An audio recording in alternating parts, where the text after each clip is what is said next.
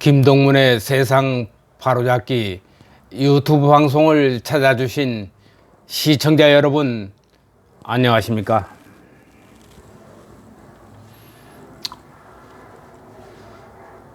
오늘은 산호맹 출신 조국 사태를 지켜보면서 저와 20여 년 동안을 광주 사태 관련 자료를 공유해온 재미역사학자 김대령 박사가 보내온 장문의 메시지 한 통을 소개할까 합니다.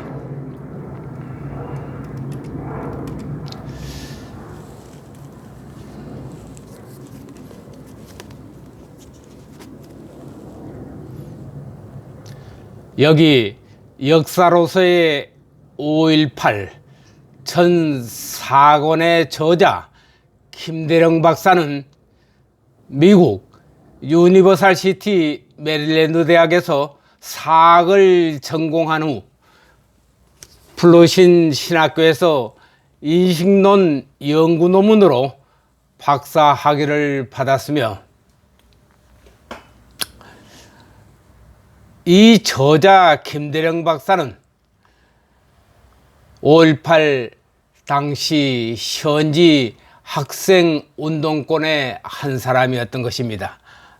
그는 시위대가 최규하 퇴진, 신년학 퇴진, 개헌 반대를 외치던 1980년 오루 시위대 행렬 속에서 구호를 선창하던 주동자가 학우들에게 그 구호의 의미를 설명해 주기는커녕 전혀 그 의미를 생각해 보조차 기회조차 주지 않고 맹목적으로 따라서 외치게 하는 것인지를 몹시 궁금해했다 했습니다.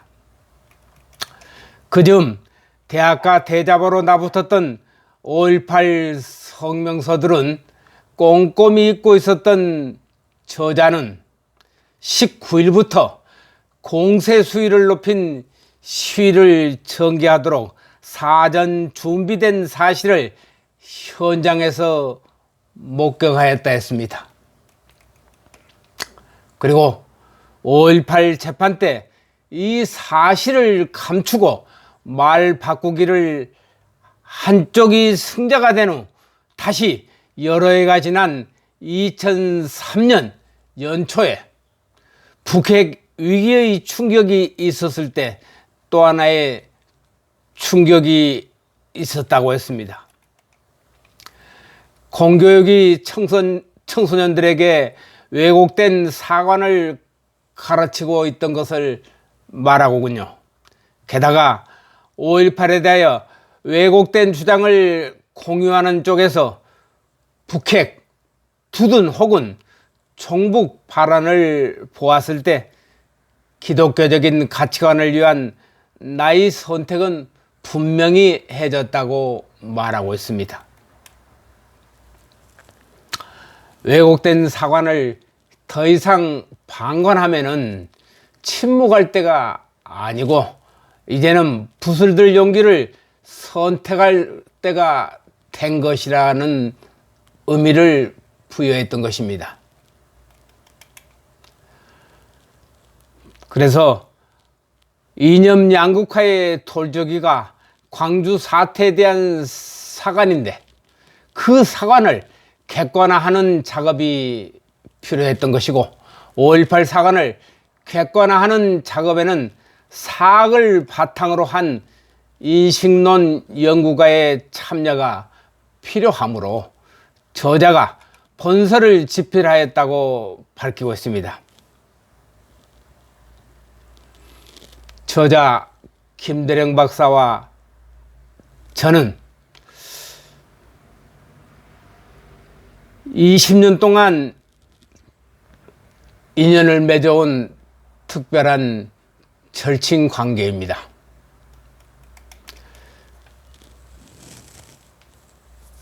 여기 역사로서의 5.18 서적이 출간되기까지는 광주 사태 발생 이후 세상에 내놓기 전까지는 무려 33년이라는 긴 세월이 흘렀습니다. 이 책자 3권 390쪽에는 1980년 5월 21일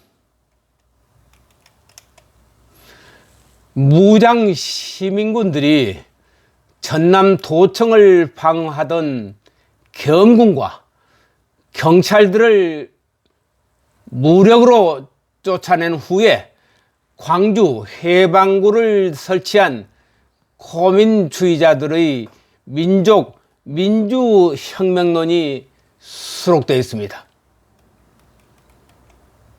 이 민주혁명론에는 북한의 한민전 북한 대표부가 1999년, 90년 광주여라는 책을 발간하면서 낸 성명서에 이렇게 표기되어 있습니다. 오늘 우리 이남 민중은 반제 반파쇼 투쟁사에서 빛나는 장을 수록한 5.18 민주항쟁 10주기를 맞이하고 있다. 위대한 수령 김일성 주석께서는 다음과 같이 교시하였다. 광주 인민봉기는 100여 년 전에 파리 콤뮌이 다음 세계에서 처음으로 되는 대규모의 대중적 봉기입니다. 몇십만 명의 광주 시민들은 현대적 무장을 갖춘 괴뢰군과 싸우면서 광주시를 장악하고 10일 동안이나 지켜냈습니다. 광주의 인민봉기는 미제의 부추김을 받은 남조선 군사 파쇼 분자들의 탄압 책동으로 말미암아 진압되었지만 광주 인민들의 투쟁 정신은 살아 있습니다.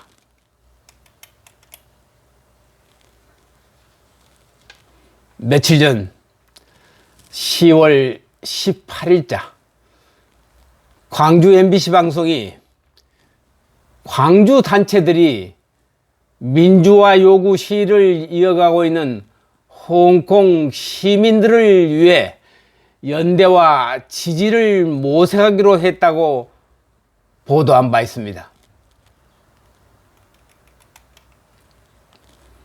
지금 홍콩 시민들이 중국이나 북한식 인민민주주의를 하자는 것이라면 몰라도 만약에 자유민주주의를 원하는 것이라면 광주 단체들에 기대할 수 있는 것은 아무것도 없는 것입니다. 기껏해야 광주 단체들이 지금 하겠다는 것이 홍콩의 진상을 파악하고 대표단을 파견하겠다는 것입니다. 광주 단체들이 홍콩에 대표단을 파견해 보았자 광주 사태처럼 홍콩 무기고를 습격하여 무장하고 무장 봉기를 일으켜 줄 수도 있는 것도 아닙니다. 광주 사태 때는 북한이 무장 간첩들을 지원해 주었으므로 그렇게 할 수 있었지만 애초에 북한의 무장 간첩 지원 없이는 선량한 광주 시민들이 그렇게 할 수는 없었던 것입니다. 홍콩의 대표단을 파견해 보았자 홍콩에서 관광하는 것 외에는 광주단체 대표들이 홍콩에 가서 해줄 수 있는 일들이 뭐가 있겠습니까? 더구나 문재인 정부는 친중파 정부이고 광주단체는 문재인과 한편입니다. 아니나 다를까 MBC 방송 이후 5.18 기념재단 등은 광주 단체들은 문재인 정부와 중국 정부 눈치를 보더니 겨우 작심 사흘 만에 진상조사단은 대표성과 외교적 갈등을 불러올 수 있다는 우려에 따라 파견을 안기로 했다고 뒤집은 사실을 어제 내일신문이 보도를 했습니다. 홍콩의 민주화는 민주주의 철학을 가진 자만이 도울 수가 있는 것입니다. 그러나 광주 사태 주동자들은 민주주의 철학을 가진 자들이 아닙니다. 광주 사태 주동자 중에는 두 분류의 사람들이 있습니다. 광주 무장 봉기를 사전 계획한 자들이 꼬민주의 지하혁명가 그룹이고, 또 한 부류는 공짜 밥을 얻어먹기 위해 괴무장 단체 둘러리로서 부역한 자들에 불과한 것입니다.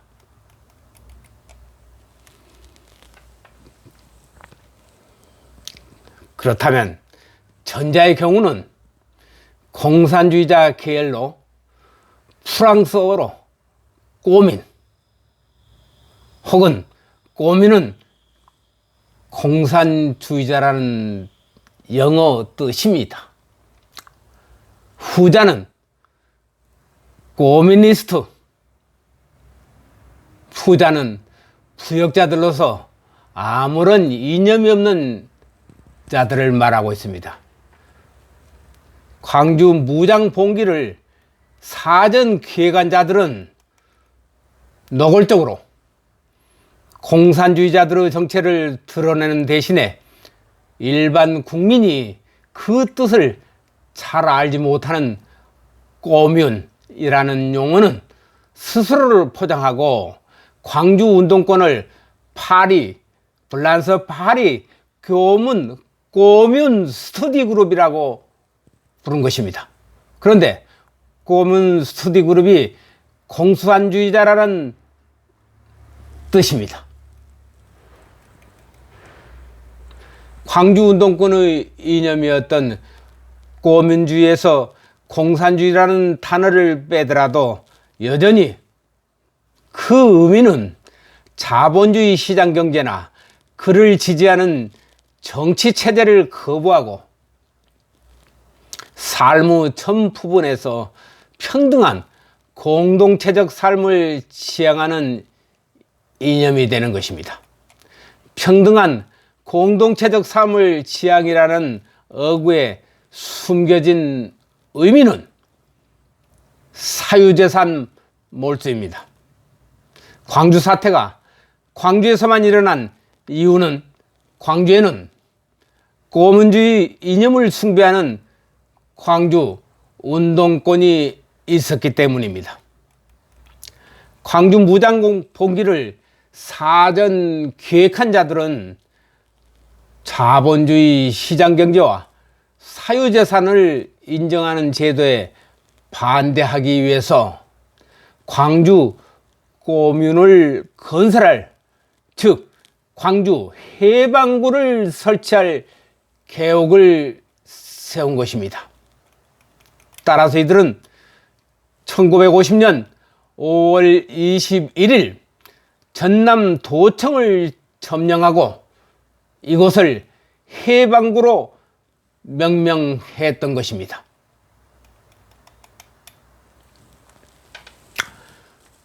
(6.25) 전쟁 때 인민군 점령 지역에서는 인민군 점령군이 필요에 따라서 개인의 집과 차량을 탈취하였는데, 사유재산을 인정하지 않는 공산주의자들 시각에서는 이게 정당한 징발이었습니다.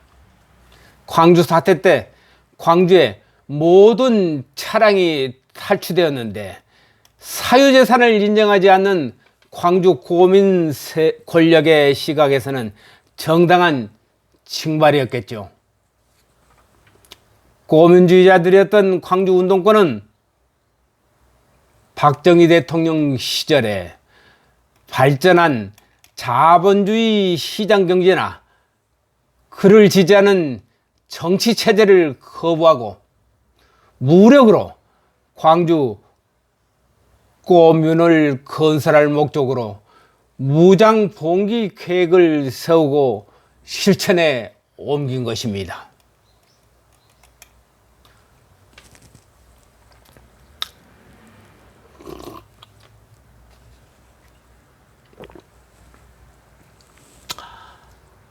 앞에서 언급한 광주 사태의 발생 원인에는 정치적인 요인과 경제적인 요인이 있는데, 정치적 요인과 경제적 요인은 서로 맞물려 있습니다. 광주 사태 선동 연설 및 성명서들은 모두가 한결같이 박정희 대통령의 산업화 및 수출 정책에 반대하는 내용들로 가득 차 있었습니다. 우리 경제는 1970년부터 80년대 가장 빠르게 성장하였으나 한국의 좌파는 그것을 반대하였던 것입니다. 그러면 한강의 기적이 가능하게 하였던 경제 정책들에 대해 반대한 좌파의 대안은 무엇이겠습니까? 그 대안은 베네수엘라 사태에 이르게 한 베네수엘라 좌파의 경제 정책과 맥을 함께 하고 있는 것입니다. 1998년에 베네수엘라 좌파 우고 차베스 정권과 한국의 김대중 정권은 동시에 출범하였던 것입니다. 차베스 정권이 석유 매장량 1인 베네수엘라의 몰락의 시작이었으며 현 베네수엘라 사태의 첫 원인이 되었던 것입니다. 10여 년 동안이나 15년 동안이나 장기 집권했던 2013년에 차베스는 니콜라스 마두로를 후계자로 지명하였는데, 현 문재인 정부는 베네수엘라 사태 원인 제공자인 마두로 대통령 정책을 벤치마킹하고 있다는 인상을 안겨주고 있죠. 문재인이 강조하는 정신이 광주 정신이요 5.18 정신입니다.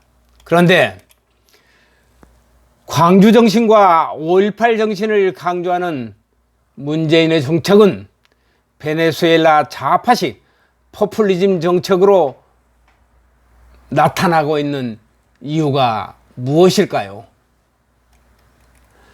광주 5.18 정신을 가장 많이 이어받은 단체가 바로 조국의 산호명이었습니다. 김대중 정부는 산호명 정부의 산호명에 아주 우호적이라 산호명 사건 관련자들을 모두 사면해 주었을 뿐 아니라 여러 면에서 우대하였던 것입니다. 울산대 조교수였던 조국이 서울 법대 교수가 된 때도 바로 이때 김대중 정부 시절이었습니다. 그런데 바로 그때 이미 조국을 비롯한 산호맹은 베네수엘라 좌파 정책을 벤치마킹하려고 하고 있을 때였습니다. 김대중 정부가 인민군 포로와 난파 간첩들 등 사회주의 혹은 공산주의 사상을 포기하지 않았던 미전향 창기수들을 32명이나 북송하고 남북 정상회담이 열렸으며 남조선 민족해방전선 등 자생 간첩단 및 시국 관련자들에게 명예회복을 시켜주고 보상을 해주려고 한창 서둘 무렵에 아마 자료에 의하면은 2000년 8월 중순 대전의 유성 어느 민박집에서 과거 산호맹 관련자 80여 명이 모여 총회를 치루었다 합니다. 그때 산호맹은 사회주의 운동을 한 것이었지 민주화 운동을 한 것이 아니었는데 명예회복 및 보상 신청을 할 수 있겠냐는 내부 의견이 서로 맞물려 있던 모임이었습니다. 산호맹이란 10여 년 전에 소련 소비에트 국가가 이상향이라는 신념으로 출발을 했던 것입니다. 이처럼 그 근본이 고민주의인 광주 5.18 정신을 따라가다 보면은 그 귀결은 석유 부국 베네수엘라를 망하게 한 베네수엘라식 사회주의 벤치마킹으로 정의를 할 수 있는 것입니다. 그래서 그토록 산호맹 출신의 조국을 법무부 장관에 임명하려고 안간힘을 쏟아붓는 문재인 정권의 정체는 과연 무엇입니까? 국민들에게 자신의 정체성도 밝힐 수 있는 지도자가 되어야 하지 않겠습니까? 대단히 감사합니다. 저희 20년 직인 김대령 박사의 한 통의 메시지에 제가 고민주의의 자료들을 찾아서 여러분들에게 산호맹의 정체, 조국의 정체를 다시 한번 되새겨보는 시간을 가졌습니다. 대단히 감사합니다.